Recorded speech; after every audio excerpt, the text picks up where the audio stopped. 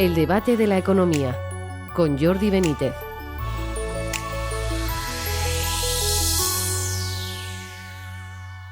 Bienvenidos al debate de la economía.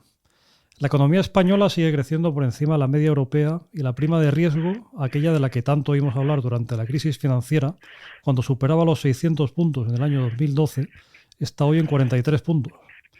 Estos números, convenientemente vendidos con la habilidad propagandística que caracteriza al gobierno, pueden dar la imagen de que vamos muy bien, pero hay otros datos que no invitan tanto al optimismo. Por poner algunos ejemplos, acabamos de saber que en 2025 nos endeudamos en 80.000 millones más y la deuda pública española terminó el año al borde de los 1,7 billones de euros. El paro de enero ha sido el peor registrado en este mes desde el año 2012. Hay dudas sobre la sostenibilidad de las pensiones, el precio de la vivienda está disparado, la inflación está haciendo mella en la clase media y reflejándose en los indicadores de pobreza. La inversión pública no es suficiente para mantener las infraestructuras ferroviarias, las carreteras o las presas. Hay economistas que empiezan a ver en España indicios de Estado fallido, como hizo aquí la semana pasada Lorenzo Berlaldo de Quirós. Para aclararnos sobre si vamos o no en ese camino, tenemos hoy con nosotros a Ángel de la Fuente, director ejecutivo de la Fundación de Estudios de Economía Aplicada, FEDEA. Bienvenido, Ángel. Hola, buenas tardes. Y a Diego Barceló, economista y profesor de la Universidad de San Pablo. Bienvenido, Diego. ¿Qué tal, Jordi? Muy buenas tardes. Oye, pues nada, si os parece, esta afirmación, no sé si se pasaba un poco Lorenzo con el Estado fallido, si exageraba, o Ángel, o te parece que hay algunos indicios preocupantes, o no hay que alarmarse tanto y vamos bien, como dice el gobierno, o no también. En fin, ¿cuál es un poco tu análisis ahora mismo de la situación? A corto plazo me parece muy exagerada. No estamos ahí. Otra cosa es que a medio y largo plazo, bueno, más bien a largo que a medio, si seguimos con ciertos malos hábitos, pues podamos acabar en algo así, ¿no? O sea, yo el tiempo que temo que España corre un cierto peligro de argentinización, pero no sería un proceso inmediato ni mucho menos y estamos a tiempo de dar la vuelta atrás, ¿no? O sea que de momento me parece una afirmación muy exagerada, pero está bien tenerla en el radar para evitar hacer ciertas cosas. Diego, ¿tú cómo ves el panorama? A ver, a mí la expresión Estado fallido, yo nunca termino de entender el alcance, pero voy bastante en la línea de Lorenzo porque yo creo que estamos en las primeras fases de un proceso de decadencia. Porque si miramos las cosas que están pasando en España, hace 20 años hubiéramos dicho que eran imposibles, y sin embargo están pasando desde el accidente que en realidad es una falta de mantenimiento de las vías férreas, pasando por los casos de corrupción sin que haya una manifestación masiva, empezando por los propios votantes socialistas exigiendo rendición de cuentas, pasando por la amnistía a golpistas, y podemos hacer una lista que no terminamos ni pasado mañana. Entonces, lo que pasa es que la decadencia es muy lenta, y yo tengo la experiencia de Argentina, entonces que la gente, la decadencia, mirando para atrás, claramente empezó en 1930 con el primer golpe militar, pero hasta 1960 seguía Argentina recibiendo inmigrantes, muchos de España, otros de Italia.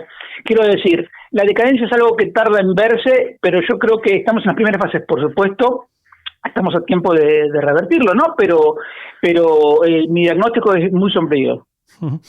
Ángel, quizá viendo, bueno, hay cuestiones que ya llevan tiempo ahí y que siguen, parece, sin solucionarse, ¿no? Como la cuestión de la deuda. Pero bueno, pensando en esta semana, ¿no? Pues ha salido precisamente este dato de deuda que sigue creciendo a un ritmo elevado, ¿no? Este mes, pues, hemos cerrado, el último dato que hemos conocido de diciembre, pues es el tercero peor después de septiembre y agosto, ¿no? Y luego hemos tenido una nueva subida del salario mínimo que previsiblemente pues puede dañar el empleo. Quizá lo más visible es la falta de inversión en infraestructura, pues bueno, está saliendo más a la luz pública, ¿no? Porque, claro, primero fueron los trenes, luego ahora se habla mucho de las carreteras, incluso de las presas.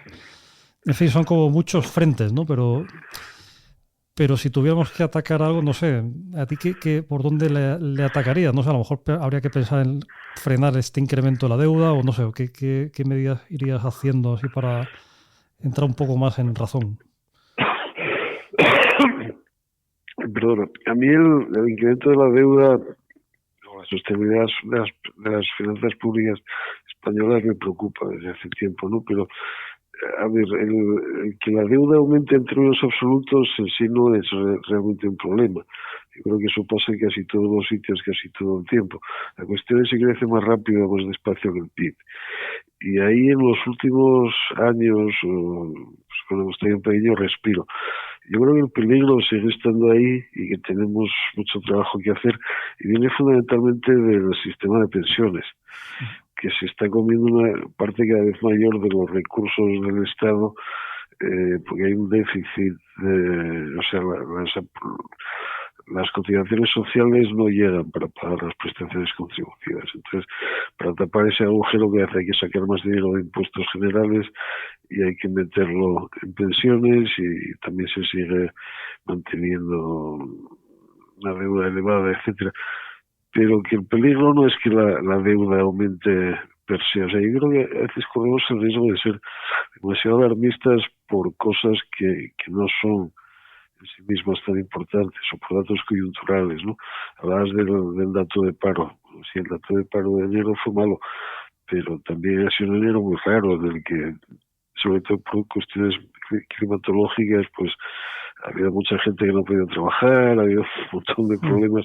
Entonces, no intentemos convertir cualquier estornudo en un indicador alarmismo excesivo, ¿no? Sí, ¿no? Seamos sensatos, razonables, pero bueno, yo sigo viendo motivos de alarma, pero motivos de alarma pues para hacer las cosas razonablemente bien, pero no para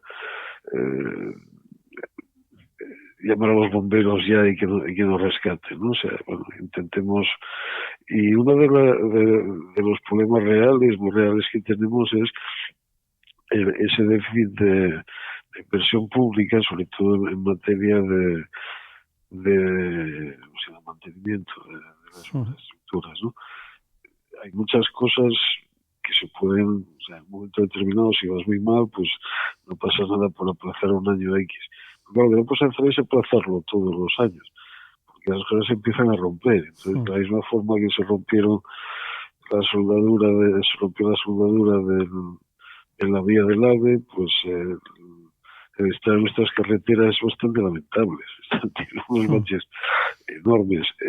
No quiero ni pensar en las presas. O sea, eso hay que recuperarlo lo antes posible. Había medidas, incluso en el plan de recuperación, una de las medidas de infraestructuras que se contemplaba y estaba muy bien, era el pago por uso, o sea, recuperar los peajes, básicamente, y dedicar ese dinero al mantenimiento de las infraestructuras. Eso desapareció. O sea, vamos haciendo cosas cada vez más populistas y no queremos que haya nada doloroso, pero claro, si te gastas el dinero en otras cosas y no haces el mantenimiento, pues llega un día en el que tienes un problema muy grave, ¿no? Y es quizá una buena metáfora del estado general del país.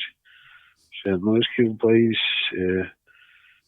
se vaya a hundir en el mar el año que viene, pero es un país en el que hemos descuidado el mantenimiento no solo de las infraestructuras físicas, sino también las políticas económicas sensatas de largo plazo, de reformas estructurales, el sistema educativo, la reforma del sistema fiscal, una reforma sensata de las universidades. O sea, tenemos muchísimo trabajo de mantenimiento que hacer que no hemos hecho. Y entonces, aunque ahora mismo no vayamos especialmente mal, pues llegará un día en el que esto nos pase factura. Y en eso estamos. Diego, ¿tú cómo lo ves? Bueno, estas son cuestiones que han salido esta semana y también ha habido otras, ¿no? O sea, como por la confirmación del denominado Fondo Soberano y las 15.000 viviendas, ¿no? Que se dice que se va a construir, ¿no? Todas estas cosas, ¿qué te llaman a ti más la atención? A ver, varias cosas. Para mí, en cuanto a las cuentas públicas, para mí el problema de fondo es que 2026 está siendo el 19º año consecutivo en que todos los intereses de la deuda pública se pagan con más deuda pública. Y eso es una conducta financiera suicida. Entonces, eso hay que corregirlo ya. por otro, y hay que corregirlo reduciendo el gasto público. Porque lo increíble es que lo que comentaba Ángel con toda razón de la falta de mantenimiento o incluso el debate sobre los peajes para las carreteras se produce cuando tenemos la presión tributaria en máximos históricos, cuando y además han llegado los fondos europeos. Por lo tanto, es una forma de gestionar lo público con una desidia, un desinterés, y tampoco nos podemos sorprender porque si recordamos quiénes eran los titulares del Ministerio de Transportes, las consecuencias están a la vista. En cuanto al Fondo Soberano, es una herramienta más de propaganda sanchista-leninista, porque los fondos soberanos, como el de Noruega o el de los países del Golfo Pérsico, generan un excedente, en estos casos, por la explotación de petróleo, y para que esos beneficios también alcancen a las futuras generaciones, se invierten de manera de generar una renta. En el caso de España no hay un excedente, porque acabo de decir que hace 19 años que estamos pagando los intereses de la deuda con más deuda, y sin embargo el gobierno dice que crea un fondo soberano. En realidad lo que crea es una forma de que no vence el plazo para recibir el dinero de los fondos europeos, lo pone en cabeza de un fondo que gestiona el ICO, y desde ahí puede, seguir interviniendo en las empresas como le plazca, como hizo con Indra, como hizo con Telefónica, como hizo con rescates como el de Plus Ultra. Entonces, a mí me parece verdaderamente lamentable y muy preocupante. Es un intervencionismo que no tiene límite. Uh-huh. Ángela, dirá esta cuestión del Fondo Soberano y especialmente la propuesta de las 15.000 viviendas, por un lado, ¿te parece bien y luego por otro lado te parece creíble? Porque claro, hablan desde hace mucho tiempo de la construcción de viviendas de alquiler asequible y demás, pero no acaban de salir, ¿no? Sí, yo he oído números mucho más grandes, yo creo que en cientos de miles de nuevas viviendas prometidas que no acaban de aparecer por ningún sitio. Esto del ICO no es un fondo soberano, o sea, esto ya lo ha contado Diego, ¿no? Es otra cosa, ¿no? No me parece necesariamente mal que se utilice esa financiación para hacer casas, a ver si es verdad, pero con esto no vamos a arreglar nada y desde luego no va a ser una herramienta para... A ver, podemos arreglar cosas en materia de vivienda, pero no vamos a arreglar los problemas de crecimiento del país. O sea que no sé. Es más un bote de humo, quizá, no sé, un intentar poner ahí en la opinión pública, pues algo, no sé, algo con buenas perspectivas en teoría, pero es que a la hora de la cuestión práctica, ¿no? Sí, bueno, es propaganda, pues eso, propaganda, pero no es la forma de resolver de verdad los problemas de la economía española. Uh-huh. El problema que yo veo en la vivienda es que hasta principios de los 80, o alrededor de los 80, con menos de 40 millones de habitantes, se construían 240.000 viviendas por año. Y ahora, con 50 millones, se construyen la mitad. Por lo tanto, la pregunta es, ¿por qué el sector privado, donde hay constructoras cuyo negocio es construir y vender pisos para ganar dinero, por qué construyen tan poco? Entonces ahí tenemos que apuntar a una maraña de regulaciones que encarecen hasta el punto de hacer el negocio inviable, y por lo tanto faltan viviendas. Pero ¿por qué no se construyen? Porque el gobierno no genera las condiciones como para que se construya lo suficiente. Eso es cierto, o sea, pero en su día, también es verdad que en su día hubo un mayor esfuerzo, incluso con el franquismo, de apoyo a la vivienda pública de precio reducido, ¿no? Viviendas protegidas, además, por distintos medios, y ese esfuerzo de apoyo a esa vivienda ha desaparecido en las últimas décadas. Entonces, bueno, que hay un papel para el gobierno, sin duda, pero es verdad que si no arreglamos el problema que tenemos con la normativa urbanística e inmobiliaria, pues no saldremos jamás de esta. Porque es que además lo peor del caso es que todo el mundo conoce el problema e incluso están de acuerdo en las soluciones. Con eso han llegado dos proyectos de ley de reforma de ley del suelo que tienen claramente identificado uno de los principales problemas del país en este sentido. Es una normativa kafkiana que no permite, o sea, que lleva al lío continuo en materia de vivienda y regulación urbana. Y los dos partidos saben lo que hay que hacer para evitar el problema, lo proponen y son incapaces de votarlo juntos. O sea, es como muy kafkiano esto. Claro, es una situación que hay que solucionar como sea, porque claro, hay unos problemones tremendos, ¿no? De lo cual, de hecho, es la principal preocupación ya de los españoles y de los inmigrantes. Pero es lo mismo que pasa con el sistema de pensiones. ¿Hace cuántos años sabemos que la población española se va envejeciendo, que la proporción de mayores de 65 años en la población total va creciendo? Lo sabemos todos. Y sin embargo, las medidas no se toman. Y las últimas medidas que se tomaron fueron cuando teníamos el agua al cuello y porque teníamos la presión de Europa, que fue la reforma que hizo Zapatero. Luego, lo que hizo Rajoy, que iba bien encaminado, lo anuló Sánchez. Y entonces, pero claro, el problema es que ahora la Unión Europea se pasó al lado de los malos, porque antes, mientras a Zapatero lo habían presionado para hacer una reforma más o menos razonable, a Sánchez le han consentido que desandara la reforma de Rajoy. Entonces, ese es otro de los grandes problemas que, insisto, es que la Unión Europea se pasó al lado de los malos. Sí, pero bueno, por decirlo todo, la reforma de pensiones de Rajoy la deshizo el propio PP. En el momento en el que la inflación dejó de ser negativa, pues ya dejaron de aplicar la reforma. No sé, ahí todo el mundo tiene, por motivos comprensibles, un enorme miedo de enfadar a los pensionistas. Son muchos y votan todos. Entonces nadie se atreve a hacer cosas que les puedan cabrear.